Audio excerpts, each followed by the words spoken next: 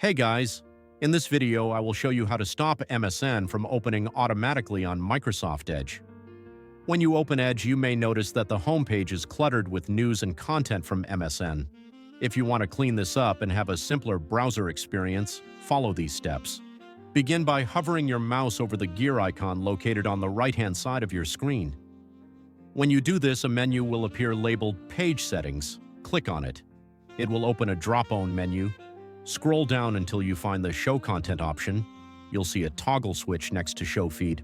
Simply turn off this toggle and all the content, including MSN News, will be removed from your homepage. If you'd like an even cleaner interface, you can also remove the background. To do this, scroll down further and find the toggle in front of the background option. Click to turn it off. This will remove the background image, giving you a more professional and minimalistic appearance in your Edge browser. After these adjustments, you'll notice that Microsoft Edge no longer shows MSN content or background clutter.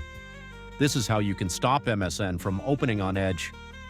If this video helps you out, don't forget to subscribe, like, and comment for more tips.